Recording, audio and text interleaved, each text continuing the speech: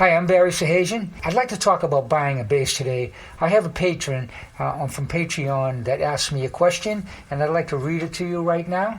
This is Tom from my Patreon page, and he said, "Hi Barry, I like your bass. Maybe you could do a video on the various basses available and which are best for, say, playing jazz or rock.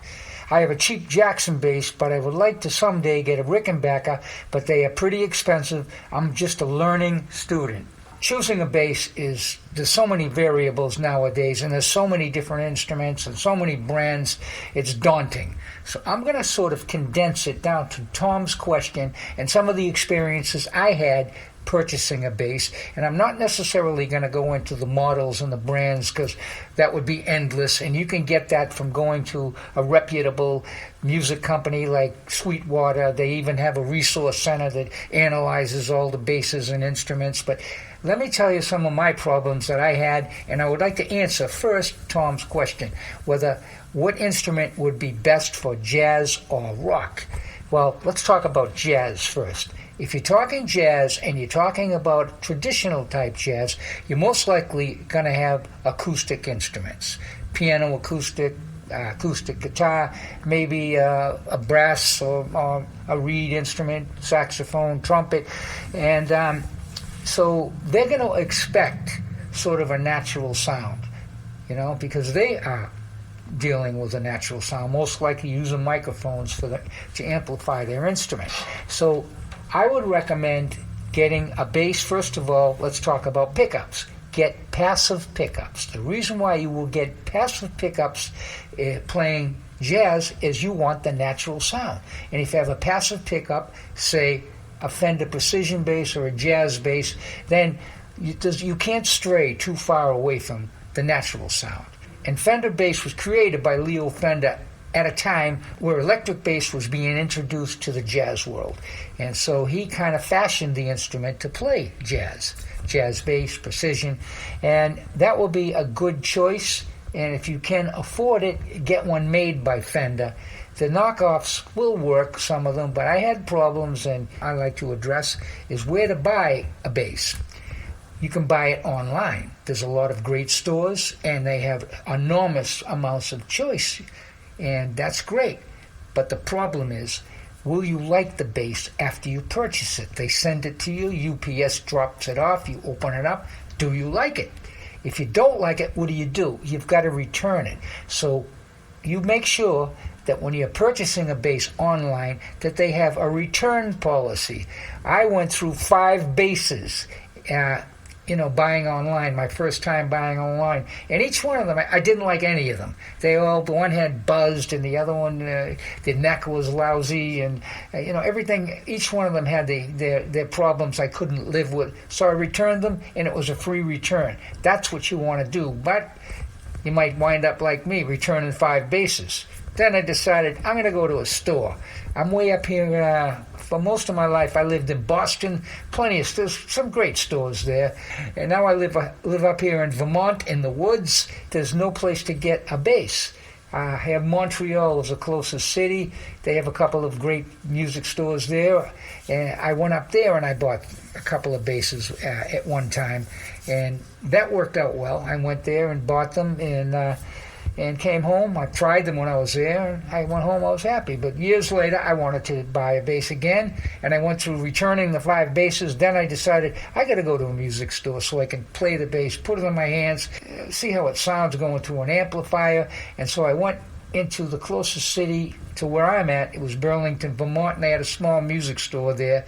And they had a fairly good choice. I think there was a dozen basses. That really isn't a whole lot, but it was, they only have so much inventory, these stores. And so I was lucky.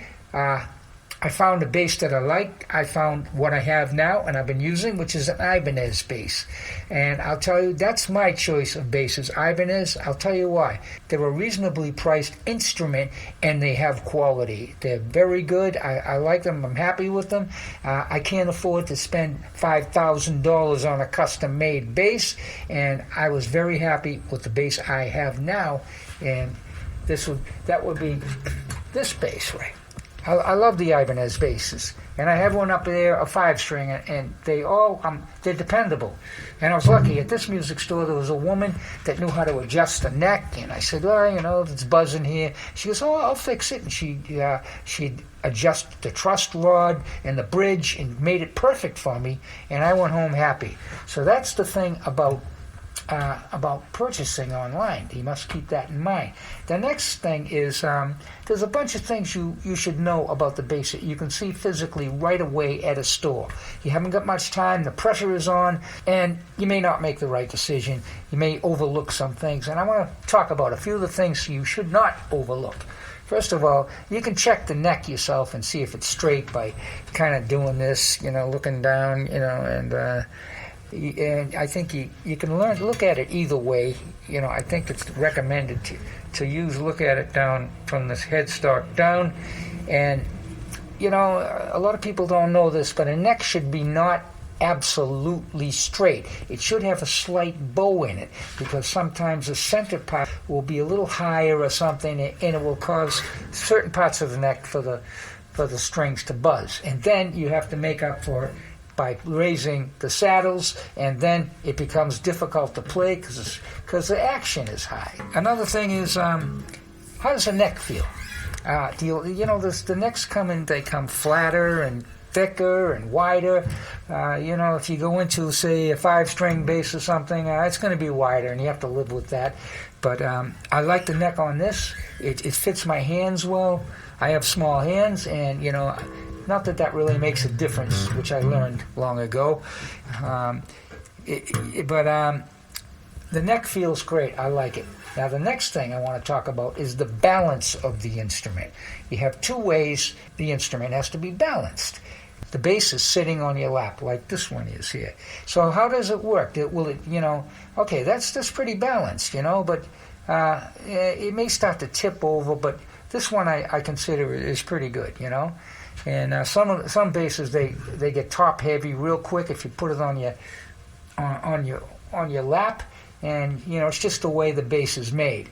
And another thing is the cutaways. Can you put your hand all the way up? I like to be able to go all the way up the neck here with the cutaway, and I can reach the 24th fret right here. And there's another consideration. How many frets do you need? Okay, the traditional Fender bass has 20 frets, and that would be an E flat on the G string. Now, I insist on having the 24 frets. I like the fact that I have 2 octaves.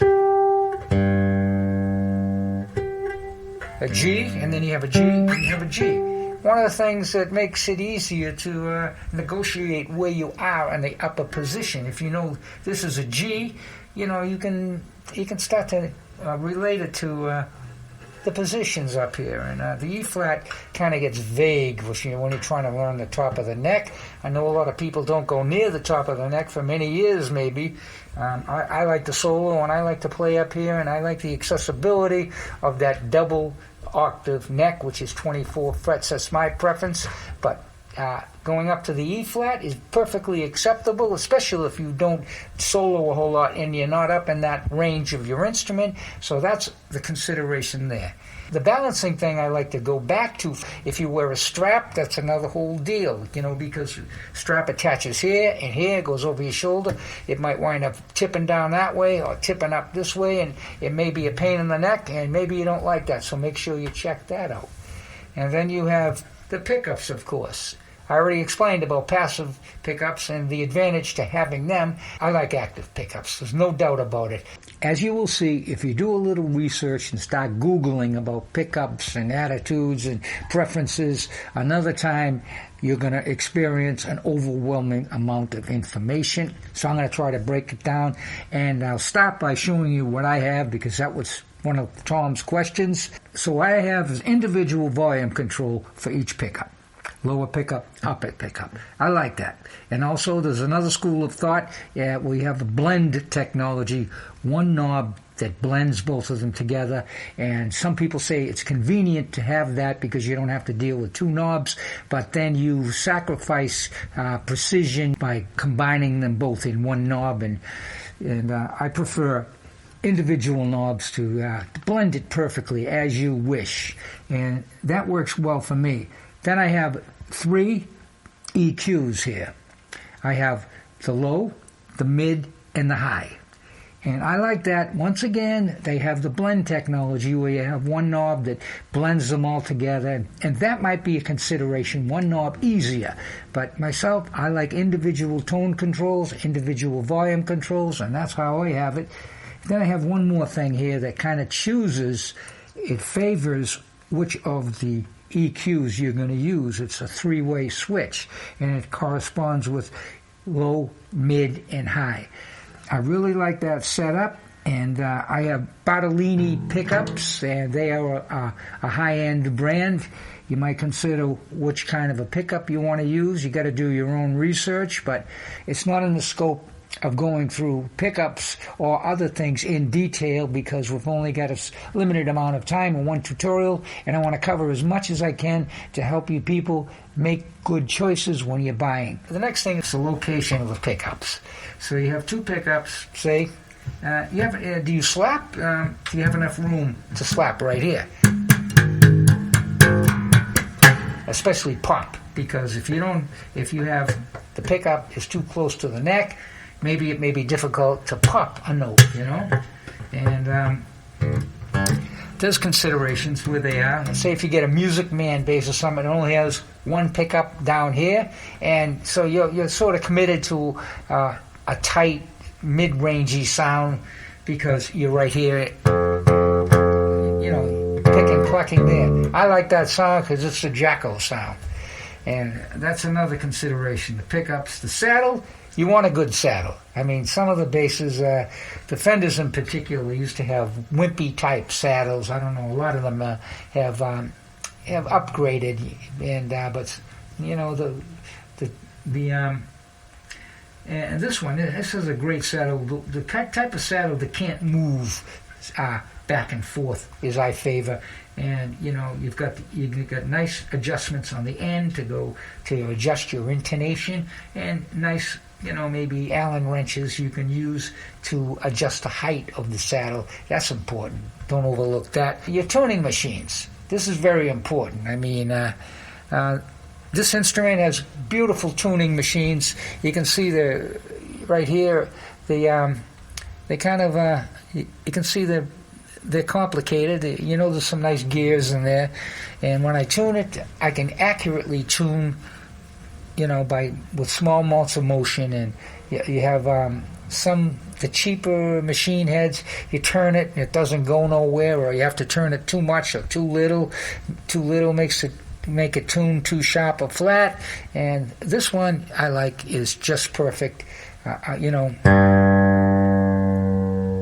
See how gradual that is? I like that. I'm gonna.